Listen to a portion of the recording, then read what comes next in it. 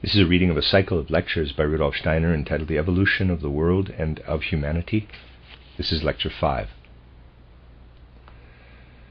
We have already gone a little into the question of dreams, and as I said yesterday, although they must not take too prominent a place in ordinary life, they are of immeasurable importance when studying the relation of man to the supersensible world. They actually lead us into that sphere of experience where man touches the supersensible world, and the external laws of nature no longer exist. Thus the world of dream pictures is really like a veil concealing the spiritual world. Here is man, one might say, and there the veil of dreams. Behind this lies the spiritual world. Now it makes a great difference whether we enter the spiritual world unconsciously, as is usually the case in ordinary life, or whether we penetrate it consciously by means of imagination and inspiration. In the latter case, everything is seen to be different from what it is in the natural physical world. Above all, behind the veil of dreams, behind that which the Greeks called chaos, the ethical, moral world is seen to be just as real as is the world of nature, the world ruled by natural laws to us here. But the chaotic nature of dreams, their confused topsy-turviness, soon makes us aware that they have a quite peculiar connection with the world behind the veil of chaos. In reality, we could hardly speak of that world at all, unless our considerations had led us as far as the subjects touched upon in yesterday's lecture. What the ordinary consciousness of man allows him to see of the external world is only its outer manifestation, which really is a great illusion. For the spiritual reality at work therein lies behind all that. As a matter of fact, when a man dreams, he dips into this spiritual reality, but without being fully prepared for it, so that what he encounters in the spiritual world is confused and strikes him as being unregulated. Our task must now be to inquire how it is that in his dreams man enters a world which, compared to the natural world, is so disordered and chaotic. To enable us to go further into the consideration of dreams, I must enlighten you a little today as to what can be discerned in the spiritual world through imagination and inspiration. As soon as we enter the spiritual world with full consciousness, through imagination and inspiration, the very first thing that appears is a triad, so that really we can only speak of that world or of our subject, the evolution of the world and of man, at the point we have now reached in our considerations. Only now can I speak of the fact that when man confronts the external world, which is really the spiritual world manifesting physically, he is confronted with a triad. 3 worlds now lie open to him. As soon as we pierce the veil of chaos, we no longer face 1 world, but 3 worlds. And these 3 worlds each have their own quite special relation, their own different connection with man. When we get through the veil of chaos, we perceive 3 worlds. Later on I shall describe how this emerging from chaos may be regarded as a crossing of the threshold into the spiritual world. In the first place, these 3 worlds are really the one we have just left, which, though seen in a somewhat different form, is nevertheless also there for spiritual existence. When we have pierced the veil, it appears to us as a memory. We've entered a spiritual world, and just as we remember things here, so there too we can remember what is actually the physical sense world. That then is the first world. The second world is that described in my book Theosophy as the soul world, the world of souls. The third and highest of the 3 worlds is the real spiritual world. The third world is the world of the spirit. Many things concerning these 3 worlds will come into your minds because of the relation in which they stand to man. I shall relate man to these 3 worlds, which arise before you in 3 stages, as it were, the lowest, the middle one, and the highest. The first relates to the head, the second to the chest organism, and all that is connected with rhythm, the breathing system and the circulation of the blood. And the third to the metabolic system and limbs, and all that has to do with the transmutation of substances. For the fact that man takes nourishment, digests his food, and that the digested matter is spread through the body, and thus creates movement, shows that here we have to do with the metabolic and limb system. I can diagrammatically draw the middle body as an enclosed circle, leaving the circle of the head open, as also that of the metabolic and limb system. This is done intentionally, because to physical sight, man's head appears closed at the top, and if I were drawing this as seen physically, I should have to draw a closed circle. But to spiritual vision this is not the case, for the head is there seen to be open. That part of man which by no means belongs to the spirit land is the bone system. That is entirely of a physical nature and does not belong to the spiritual. So that if we are contemplating the human head spiritually, the solid skull does not exist at all. Nothing appears to the spiritual vision but the skin with the hair growing from it. Something else besides is seen by spiritual vision. The skull is not there at all, but spiritual hairs, rays, penetrate the skin of man's head, being only slightly hindered by the physical skin. Where the bones are in man, the external spirit can most easily penetrate, and it does so in the form of rays. So therefore, when we observe man with physical eyes and see his physical form, we see it surmounted with a head, and unless he has become bald, we see his hair. And if we could see him spiritually, we should see nothing of the physical man where the skull is convex above. We should see the spiritual world radiating into him with bright and sunny rays. So that to represent our observation of man diagrammatically, we should have to describe a man as physical being, but as spiritual being he is nothing but numerous radiations projecting inwardly. For this reason I have not described his head as an enclosed circle, but have left it open above, because it is a fact that the spiritual is able continuously to penetrate the human head, for the reason that it is surmounted by a bony dome. There is nothing in man that is not there for some purpose. The fact that his head is open at the top is, I might say, the result of great deliberation on the part of the cosmic rulership. For what the spirit can most easily allow to enter man comes in through that opening. Through the external bony mask, the spiritual enters the inner being of man.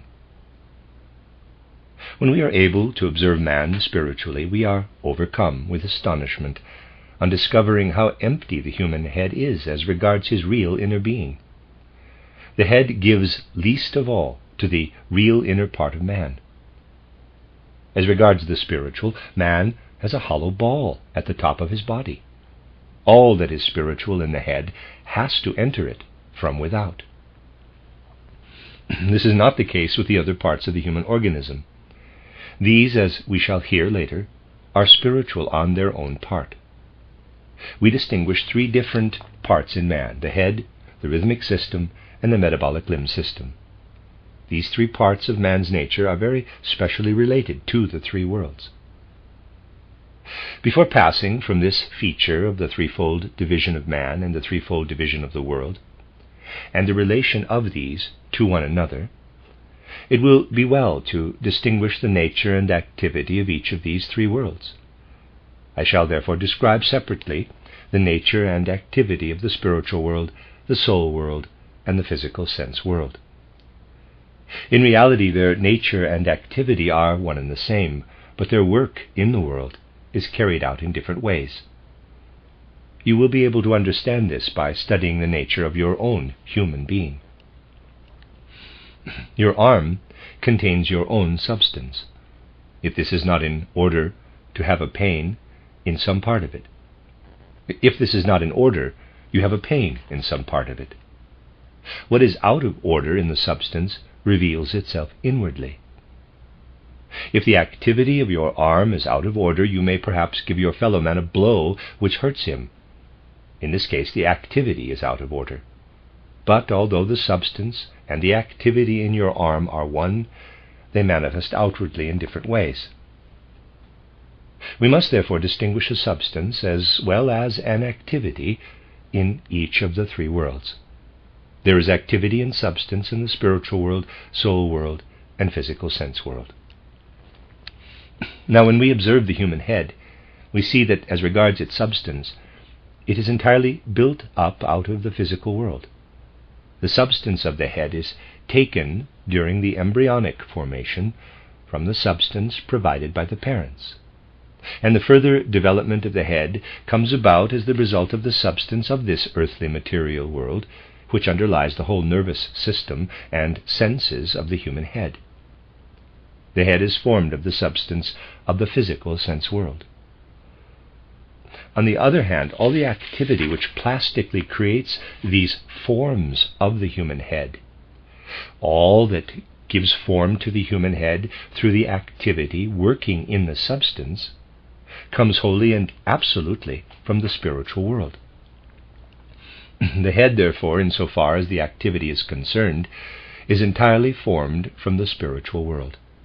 That is why the head must remain open above, spiritually speaking, to admit the spiritual activity.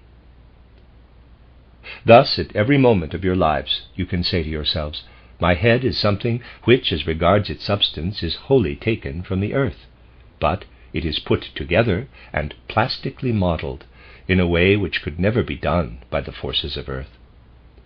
The forms of activity of this human head were entirely modeled in the spiritual world.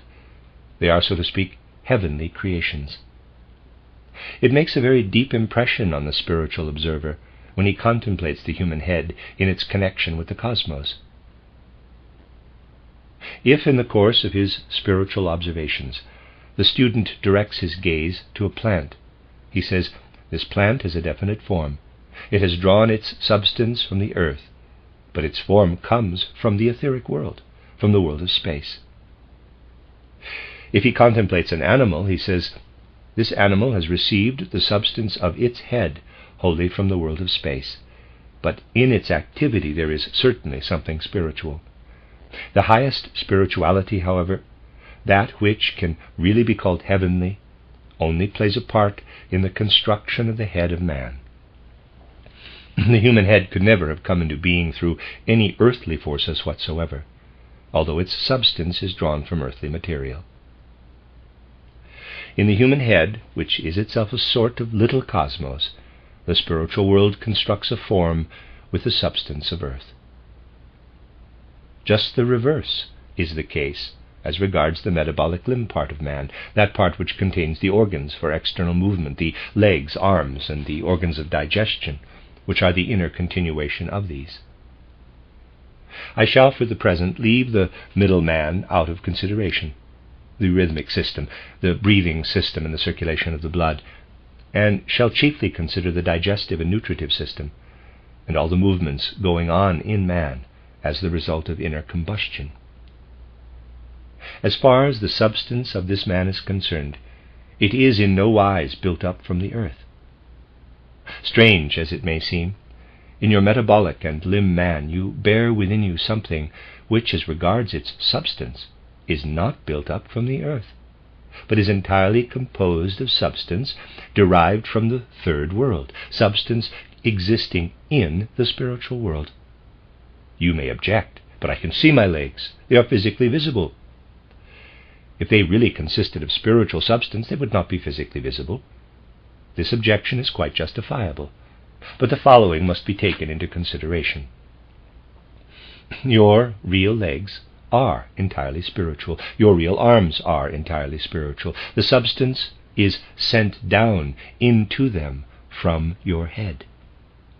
The head is the organ that fills the spiritual arms and hands, the spiritual legs and feet with substance. And the spiritual part of the limbs and organs of digestion is simply permeated with that. The substance which comes wholly from the spiritual world is permeated with physical substance coming from the head. That is what makes it so difficult at first to understand through physical science that man consists of head, chest, and limbs, and organs of digestion. People picture it thus: the head is above, situated just where a man who has been beheaded has nothing left at all. That, however, is not the case. As regards its substance, the head is in all parts of a man, even in his great toe. The head sends down its substance into the toes.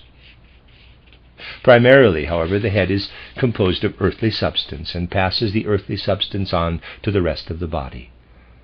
But the actual substance of the metabolic system and limbs comes only from the spiritual world. If we are able, by means of strong negative autosuggestion, to suggest away a man's head, so that not only in thought but through autosuggestion we really see him as headless, the rest of him disappears too. With the head disappears that which man is, as a physically perceptible being. We must then see the rest psychically and spiritually, if it is apparent at all. For in reality we go about provided with spiritual arms and legs, our head alone being filled and permeated to a certain extent with physical substance. On the other hand, the forces, the activity in every part of the metabolic and limb man are taken from the physical world. When we move an arm or a leg by means of forces of leverage obedient to the laws of mechanics, these forces, and even the chemical processes in the arms and legs or organs of digestion, are all earthly activities. Thus, while we have invisible substances in our limbs, we also have forces drawn from earth existence. As human beings, we are, in regard to our head and the substances within it, of the earth, earthly. But in regard to that same head, we are permeated with heavenly forces. As regards our limbs, we are wholly composed of a substance descended from heaven. But the forces that play in that heavenly substance during the earth life from birth to death are the forces of earth, gravitation and other physical forces of the earth, the chemical forces of the earth. You see that in the head and limbs exactly opposite processes are carried out. The head is composed of earthly substances, while it owes its plastic form to heavenly activities. The limbs of man and his digestive organs are wholly constructed by heavenly organizing. We could not see them at all were they not permeated with earthly substance coming from the head.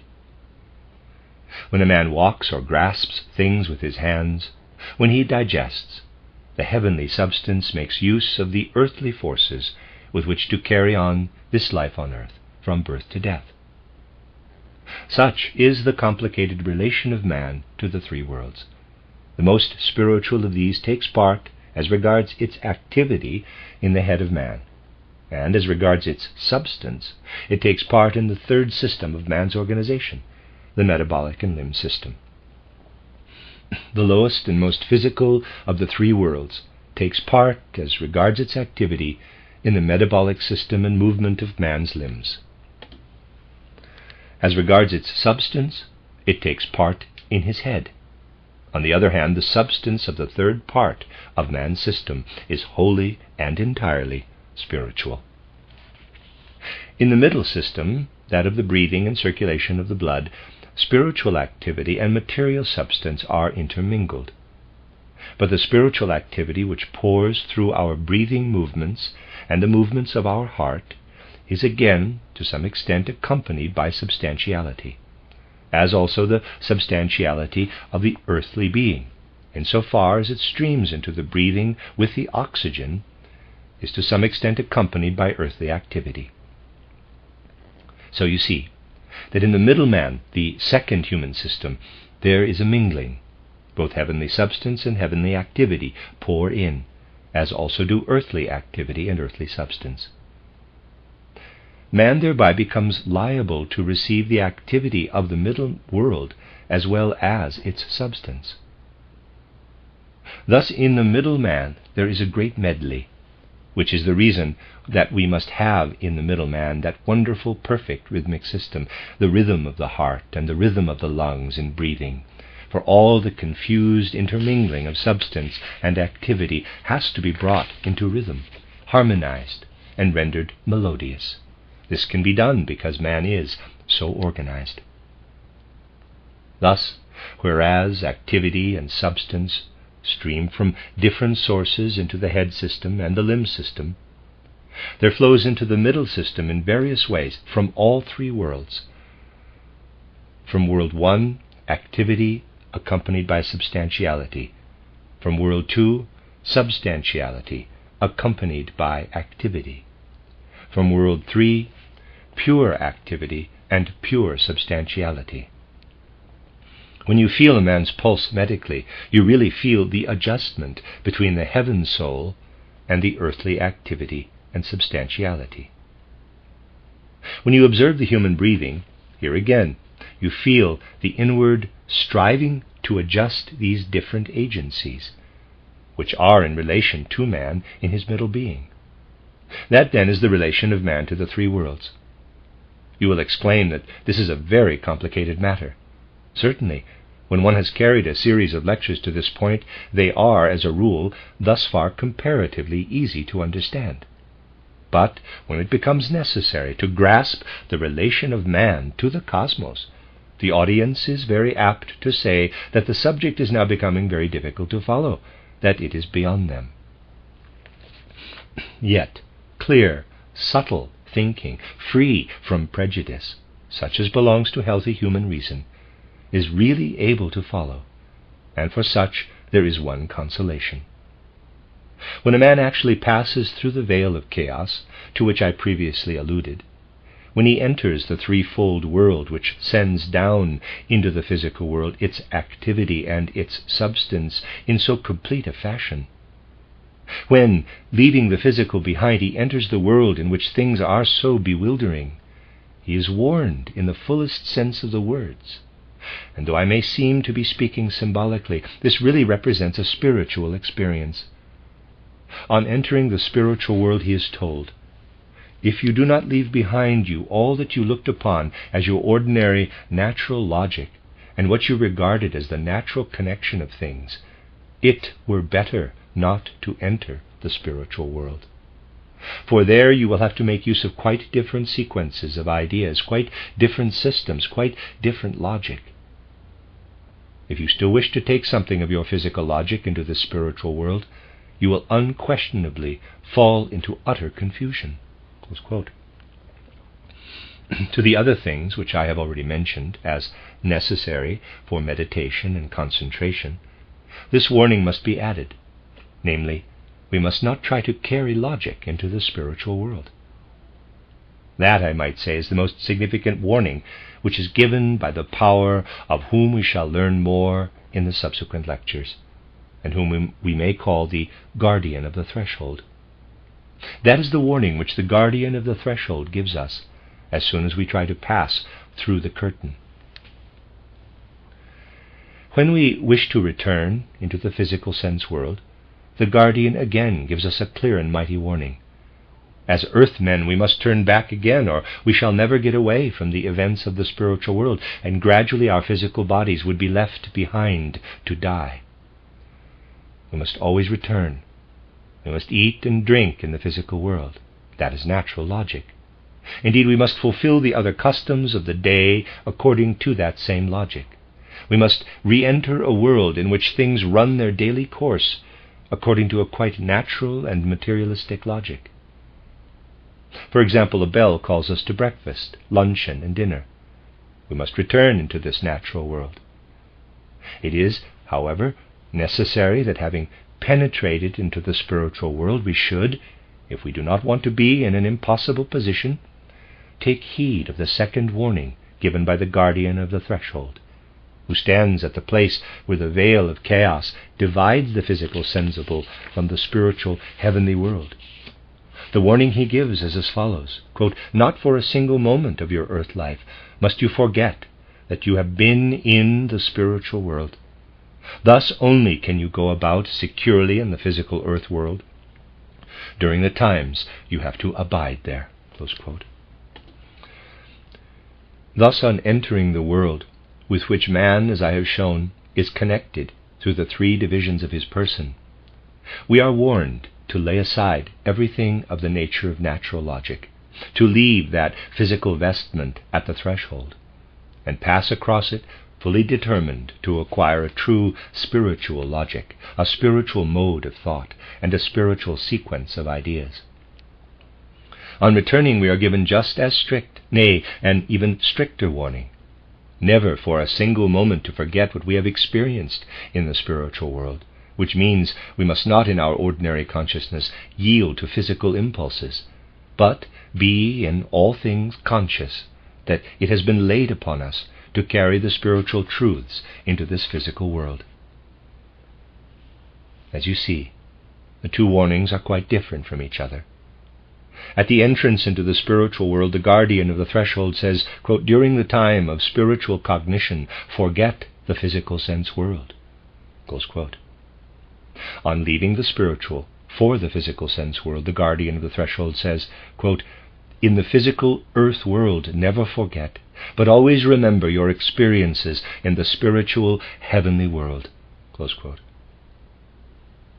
With respect to this, there is a considerable difference between the humanity of an earlier epoch of man's evolution and present-day man.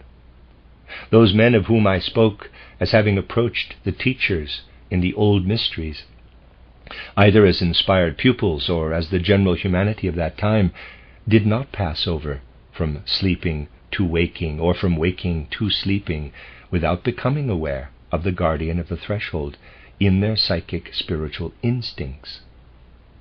As those men of 3,000 or 4,000 years ago passed from the waking state into the sleep, the picture of the guardian of the threshold arose in their souls as in a dream. They went past him. This picture arose again as they returned from sleep into ordinary life. The warning they received on entering and leaving the spiritual world was not so distinct as it is received by those who now make their way into that spiritual world by means of imagination and inspiration. But they had an experience of having passed the guardian on falling asleep and waking, and this was of a dreamlike nature, as were the rest of their instinctive experiences of the spiritual world. The further evolution of man consisted, as we shall see in the lectures still to be given, in the loss of his psychic spiritual vision, for only thus could he acquire his freedom. The further development of man consists in his having lost that sleeping, dreaming, waking state, which is halfway between sleeping and waking, and during which, as also in the halfway state between waking and sleeping, he was able to see the majestic guardian of the threshold, even though only as in a dream. Today man passes the guardian both when falling asleep and when waking, but he is not aware of him, and disregards his presence. That is why the man of today enters a totally disorganized world of dreams. Just consider in an unprejudiced way in how different a fashion men of the older periods spoke of their dreams, from what is the custom today, because every morning and every evening, and every time he falls asleep in the afternoon, the man of today twice ignores the guardian. He experiences the disorder and chaos of his dream world, as is apparent in the different configurations of his dreams. Just consider, whenever we cross the threshold, as we do every time we fall asleep, the majestic guardian stands at that threshold. He cannot be ignored, without the result that all we encounter in the spiritual world falls into a state of confusion. This is evident in the metamorphosis that takes place there, when the well-ordered thought of the natural physical world passes into the fabric of the dream. We can observe this clearly in certain dreams. Now, in the physical natural world, we behave as the conditions have taught us to do. Let us take a particular case. A man goes for a walk. Why does he go out walking? Well, in the present day, people living in cities take certain walks because of the experiences they have there. They meet their acquaintances. If such be their tendency, they allow their dresses to be seen by others, by people they do not know as well as by those they do, All these are experiences met with on their walks. These experiences we have through being able to think and imagine with our fellow men, because we are able with our head, or rather with the organization of our head, to say, I think. In the power of I think lies the possibility of having experiences in the external world, such as I have just described. One meets other people. That is an experience for them. One shows one's dresses, or perhaps one's pretty face. The point is what one really experiences. But in the act of seeing other people and letting them see something of us, we have certain feelings. One thing may please us, another not. We thus develop likes and dislikes. We are pleased if the persons we meet on our walk say things with which we agree. We are not pleased if they say something of which we do not approve. We meet that with antipathy. So that what we experience on our walk is entirely connected with opinions actuated by the head through I think. That which the rhythmic man develops as I feel is connected with feeling, with sympathy and antipathy. Thus, because we are also able, in a second part of our being, to say I feel, we accompany with feeling what we experience by reason of what we see in our walk. The third part of man also takes part in this walk if we are wide awake. Here we must touch on certain intimacies of human experience. We have the feeling that it is impossible, in our modern civilization, to let ourselves be seen by others in an unclothed state, or to go for a walk without clothes. We feel antipathy for the unclothed state, while we are sympathetic to the fully dressed condition. This goes over into the impulses of will. We dress ourselves, and indeed we dress ourselves in a certain way. That is brought about by the will, the third member of man's organization. The fact that we dress ourselves depends on the third part of man. It comes from our being able to say, I will. The act of dressing originates in an impulse of will. I think, I feel, I will. Thus, because we are able to say, I will, we go out for our walk fully clothed. That is the result of I will. All this, in the physical world in which we dwell when awake, is ordained as the result of logic. It is either inculcated into us, or we adapt ourselves to the conditions of life provided externally in the physical world by logic. If we do not do so, something in us must be out of order. If we go out for a walk with nothing on, something must be out of order. The order of the physical world, known as logic, keeps things in their place. We should certainly never wish to meet other people in an unclothed state when we go for a walk. Here there is sequence in our soul experiences, not brought about by ourselves, but by the cohesion of the world. This is the result of the three, I think, I feel, I will, being in connection with one another. The world does that. The external world causes us to set up this connection between thinking, feeling, and willing. Now, if we cross the threshold without having observed the guardian of the threshold, we are confronted with the three worlds, and cannot, at first, find our bearings in them. That is partly because we carry over into the other, the spiritual world, that to which we are here accustomed, and partly because the order of that world makes itself felt. And the following occurs. Suppose you are asleep in bed. With your feeling part, with the middle part of man, you take part in this sleeping condition. The clothes may fall off, and a part of your body become chilled.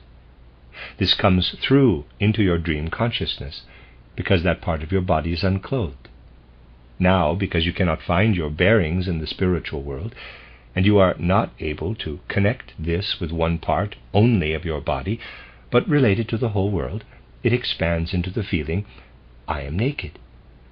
Perhaps the clothes may have only slipped off a part of your body, but you are a little chilly in that part, and you feel that you are naked. But now, you have just been occupied in your dream with the impulse of will you would have were you awake. If I am naked, I must put on some clothes. And in your sleep you feel, I cannot put my clothes on. I am being prevented from doing so. That is because you cannot move your limbs, and this enters your dream consciousness.